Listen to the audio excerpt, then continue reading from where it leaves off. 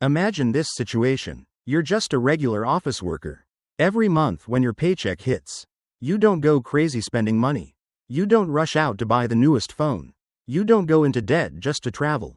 You don't randomly swipe your card around just to look rich. Honestly, you do most things pretty responsibly. Payday comes on the 5th. You pay rent. You pay electricity and water, internet, phone bill, parking. You eat pretty reasonably. Once in a while you grab a coffee. Sometimes you buy a new shirt. Maybe you go out to eat with friends once or twice a month. Nothing excessive. Then the end of the month comes. You open your banking app. There's still a little money left over. Maybe it's $2, maybe $3. On better months, maybe even $5. You move it into savings. You look at that number and tell yourself, I'm being responsible with my money. And to be fair, you're not reckless with money. You're not drowning in debt. You're not living paycheck to paycheck blowing everything you make. You do save. You do have discipline. You are trying. But then 3 years go by. You look back. Your savings account did grow, but not enough to make you feel secure. You're still nowhere close to buying a home. You still don't feel safe quitting your job for more than 2 months. And deep down, you still feel like if something major happened next month, your entire financial plan could fall apart really fast. And this is the most frustrating part. You didn't really do anything obviously wrong. You're not wasting money. You're not addicted to shopping. You didn't ignore your future. You followed the advice everyone gives. Make money. Spend reasonably. Save whatever's left. But somehow, the results barely move. Your finances aren't collapsing, but they're not really moving forward either. And that's the trap a lot of responsible people fall into. They think the problem is that they're not disciplined enough, not saving enough, not trying hard enough. But maybe the issue isn't discipline at all. Maybe it's the order. Because in a personal financial system, whoever gets paid first gets the best part. And if your savings always come last, they'll always be living off the leftovers. Now really look at the way money actually moves through your month. Not the way you think it moves. The way it actually gets pulled away from you. Your paycheck comes in, and for a moment, you feel lighter. Your bank account lights up. The number looks solid. You tell yourself this month will be better. This month you'll have more control. This month you'll save more. This month will be different. But just a few days later, the system starts running. Rent comes first. Utility bills come first. Internet, phone bill, parking fees come first. Then food, gas, coffee, someone's birthday at work, a small dinner, an online order that doesn't seem too expensive. Something you tell yourself is necessary. A random extra expense that sounds completely reasonable. None of these expenses look dangerous. None of them make you feel like you're ruining your finances. And that's the problem. Because the most dangerous spending system is not always one giant purchase. Sometimes it's dozens of tiny decisions. Every decision looks harmless by itself. But together, they slowly take away the best part of your month. And then the end of the month comes. You open your account. You look at what's left. Then you say to yourself, all right, this is how much I managed to save this month. You think that's savings, but really, that's the leftover portion. This is the part a lot of people misunderstand. Saving money at the end of the month does not mean you are prioritizing your future. It only means your future is standing behind everything else. Behind rent, behind bills, behind food, behind coffee, behind shopping apps, behind social plans, behind emotional impulses, behind those days when you feel exhausted and decide to reward yourself a little. Your future is standing at the back of the line. And if your future is standing at the back of the line, don't be surprised when it gets the smallest piece. Imagine your bank account is not a vault. Most people think of it like a vault. Your paycheck goes in. The money just sits there. Then you choose how much to take out and how much to keep. That sounds logical. But reality does not work like that. Your bank account is closer to a dinner table. Your paycheck arrives. The food gets served. And everybody starts walking in. Rent sits down first. Bills pull out a chair right next to it. Food walks straight in carrying a plate. Your coffee habit doesn't ask permission anymore. It just shows up every month like always. Shopping apps stand in the corner constantly reminding you there's a discount today. Friends invite you out to eat. Exhaustion tells you to reward yourself. Tiny desires, tiny conveniences, tiny social expenses. They all sit down at the table first. And then finally, savings walk in. But by then, most of the good food is already gone. At that point, you are no longer deciding how much you save. You are only seeing how much the system decided to leave behind for you. This is why someone can be extremely responsible and still never move very far financially. Not because they spend money chaotically. They simply let the order decide everything. And in personal finance, order is a form of power. Whoever gets paid first wins. Whoever gets paid later gets whatever remains. You might say, but I still save money. At the end of the month, I still transfer money into another account. True, but the real question is not whether you save money or not. The real question is whether you save before life takes your money away, or after life is already finished taking it. On the surface, those two things look identical, but the long-term outcome is completely different. Someone who moves $3 into savings the moment their paycheck arrives, then lives on whatever remains, is forcing their spending system to adapt to their goals. Someone who waits until the end of the month and only transfers whatever $3 happens to be left is forcing their goals to adapt to their spending system. It sounds the same. It's still $3 either way. But behaviorally, those are two completely different worlds. In the first situation, savings are a priority. In the second situation, savings are a lucky outcome. And you cannot build financial security on monthly luck. The problem is that your spending system does not wait for you. It does not sit quietly until the 28th and ask, how much do you want to keep for your future? No, it starts working the moment your paycheck arrives. In fact, many expenses were already decided before you even got paid. Rent was already waiting. Bills were already waiting. Your habits were already waiting. Your lifestyle was already waiting. Your emotions were already waiting too. You think you'll decide at the end of the month. But the truth is, most of the decisions were already made at the beginning of the month. You only see the consequences at the end. That time delay is extremely dangerous. You live with the feeling that you are controlling things day by day. But your money system already quietly assigned a role to every dollar the moment it entered your account. One part goes to housing. One part goes to food. One part goes to convenience. One part goes to emotions. One part goes to habits you no longer even recognize as choices anymore. And if there is no line in the system labeled, pay the future first, then the future has to wait. And the future does not scream. It does not send notifications. It does not call asking for money. It does not punish you immediately. That is why it is so easy to ignore. If you do not pay rent, there is a problem immediately. If you do not pay your bills, you get reminded immediately. If your friends invite you out and you say no, you immediately feel awkward. But what happens if you do not save enough this month? Nothing explodes. Nobody calls you. Nobody punishes you. No message appears saying you just delayed your financial freedom by another month. It stays silent, and because it stays silent, it always gets pushed to the end. This is the part that hurts many people the most. They are not poor because they are lazy. They are not stuck because they are irresponsible. They are stuck because their system prioritizes loud things first, while pushing quiet but important things into the background. Your future is extremely important, but it does not feel urgent. Daily spending, on the other hand, always feels urgent. A meal needs to be paid for immediately. A bill needs to be paid immediately. A discounted item feels like it needs a decision immediately. An invitation to go out feels like it needs an answer immediately. Everything creates pressure in the present moment. Meanwhile, savings whisper quietly, if there's anything left, you can give it to me later. And that is why it loses. Month after month, year after year. You still have savings, but not enough to change your life. You still have money set aside, but not enough to create real freedom of choice. Morally, you are doing the responsible thing financially. But structurally, your system is designed the wrong way. That is why the feeling inside you becomes so strange. You are not bankrupt, but you are not free either.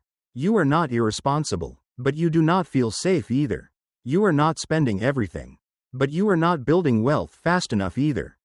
And from the outside, everything looks fine. You have a job, you have income, you have savings, you have control, but deep inside, you still know you are standing in the exact same place.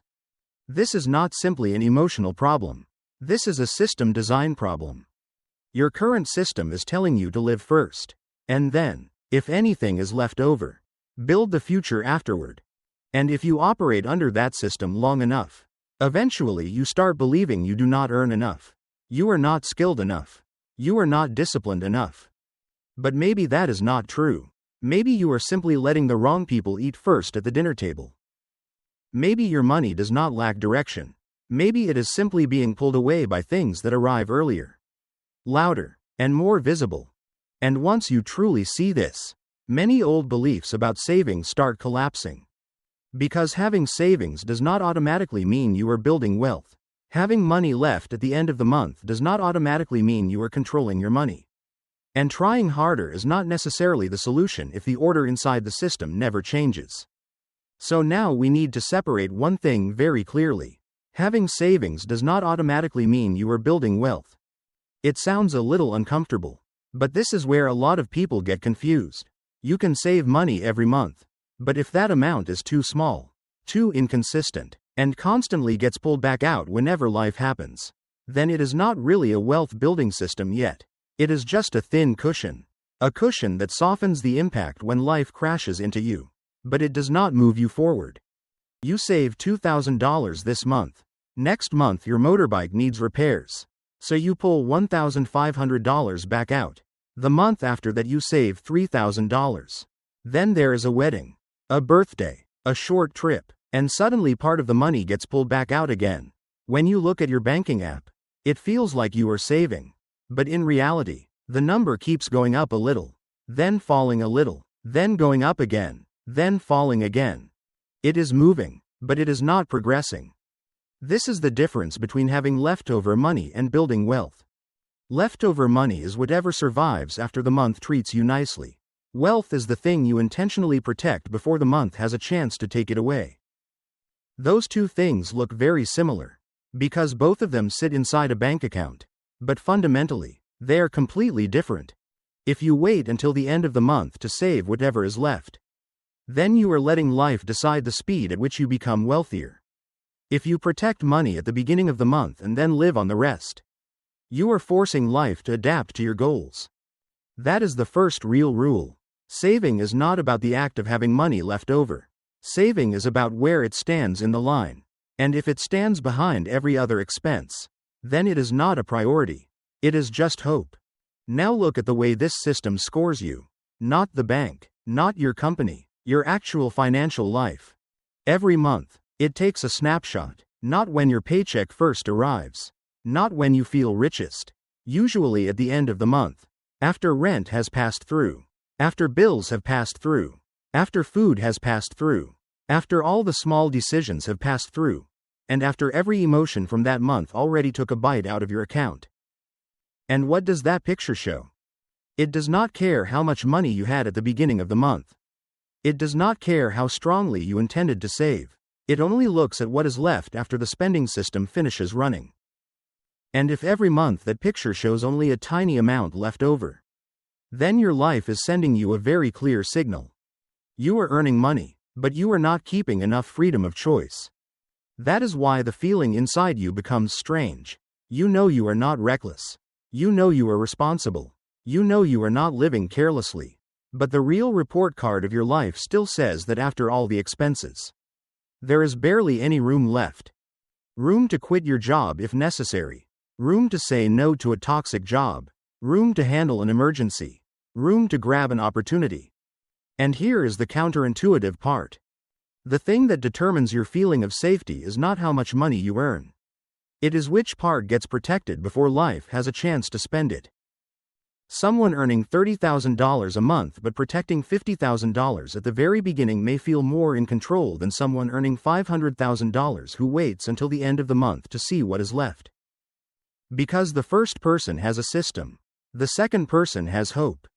And hope is extremely easy to defeat with one exhausting month. One big sale, one invitation to dinner, or one small unexpected expense that sounds perfectly reasonable. So if you are saving money at the end of the month, you are not only putting savings at the back of the line, you are also allowing the spending system to score you first. The system finishes its cycle. It takes its share, and only then do you show up and ask, is there anything left for the future? This is why the advice to just save more is usually not enough. Because if the order stays the same, you are forced to use willpower to fight against the entire month. Every day is another decision. Every day is another temptation. Every day is another perfectly reasonable excuse to spend just a little more. You are not losing because you are weak. You are losing because you are forcing yourself to fight a system that was designed to take your money before you have a chance to protect it. So the solution is not to shame yourself. The solution is to change the order. This is where the phrase, pay yourself first, is usually misunderstood. A lot of people hear that phrase and think it is some kind of motivational slogan. Like love yourself more, care about your future, be more responsible. No. In personal finance, pay yourself first is not an inspirational quote. It is a technical operation. It means that the moment your paycheck arrives, your savings must leave the spending account before life even sees the money. Not at the end of the month. Not when it feels convenient. Not after you are sure everything is okay. The moment the money arrives, you move a portion away first. Then whatever remains becomes the amount that is allowed to live through that month. This is the point where the entire game changes. You no longer ask, how much did I manage to save after spending this month? You start asking, how do I spend this month using what is left after I already paid my future first? Same money, but the power completely reverses. Before, savings had to ask spending for permission. Now, spending has to survive within the limits left behind after savings have already been protected. That is the difference between willpower and design. Willpower means waking up every day reminding yourself not to spend too much, not to buy that thing, not to go overboard, and not to forget saving money at the end of the month. Design means that from the very beginning, the money you need to protect is no longer sitting inside the easy-to-spend zone. A good system is a system that does not require you to be mentally strong every single day. Because there will be days when you are tired, days when you are sad, days when you want to reward yourself, days when you see something and convince yourself that you deserve it. If your entire financial plan depends on you being perfectly disciplined every single day, then that plan is far too fragile. You do not need to become an extremely disciplined person. You need to build a system that makes discipline less necessary. But this is where many people go too far in the opposite direction. They hear this idea and immediately say, all right, next month I'll move a huge amount away the moment my paycheck arrives. I'll force myself to live extremely frugally. It sounds determined, but if you push too hard, you can destroy the entire system. Imagine your paycheck arrives and you move too much money out of your spending account. The amount left behind is no longer realistic for actual life. During the first week, you feel proud of yourself. During the second week, pressure starts building. During the third week, you pull money back out again. During the fourth week, you use credit cards, borrow money from friends, or blame yourself for lacking discipline. And then you conclude, maybe I'm just not the type of person who can save money. No. You did not fail because you lack discipline. You failed because the ratio inside the system was designed incorrectly. A good savings system needs to be difficult enough to pull you forward, but soft enough to survive real life. If it is too easy, you never change. If it is too harsh, you will eventually destroy it yourself. It is like exercise. If you have never run before and on the first day you force yourself to run 10 kilometers, the problem is not that you are weak for quitting. The problem is that the plan did not respect the reality of your body. Money works the same way. You need a percentage small enough that it does not destroy your month, but consistent enough to build momentum. Because in personal finance, consistency usually beats excitement. One dramatic $10,000 transfer during a highly motivated month sounds impressive. But if the next month you cannot do it again, and the month after that you forget, And the month after that life gets complicated, so you skip it entirely. Then that system cannot be trusted. Meanwhile, a smaller amount that is automatic, consistent, and separated from the spending account the moment your paycheck arrives carries a completely different kind of power. It does not look impressive on the first day, but over time, it quietly redraws your financial map. Because what matters is not only the amount of money, what matters is that you no longer need to renegotiate the decision every month. Every time you are forced to decide again, the system gets another opportunity to convince you to delay things.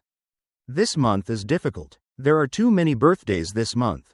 Buy this thing first. You can save extra next month. It all sounds perfectly reasonable. And those perfectly reasonable excuses are exactly what keep you standing still.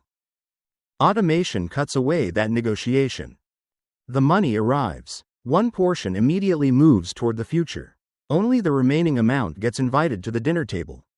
Now savings are no longer the guest arriving late. Savings become the first person being served. And that is the final real rule in this section.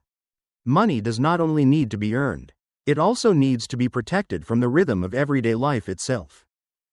Because everyday life is extremely good at taking your money without making anything feel dangerous. One coffee is not dangerous. One small online order is not dangerous. One dinner out is not dangerous. 1 month of saving a little less is not dangerous. But many months like that will quietly rewrite your future. And once you truly understand this, you stop seeing savings as leftovers. You begin seeing savings as a position that must be protected. Not because you are afraid of spending money, but because you want your money serving the correct order. First comes the future, then comes the rest of your present life. And if the problem is really the order, then you do not need to change your entire life overnight. You only need to try moving the position of one piece of money for 30 days. This is the simplest possible protocol. For the next 30 days, stop looking only at how much money is left at the end of the month. Because the amount left at the end of the month does not tell you whether you truly control your money or not. It only tells you how much survived after life already took its share. You need to change the order.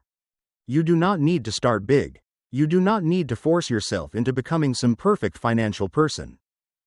Just choose a number that is small, realistic, and just uncomfortable enough to stretch you a little without destroying your entire month.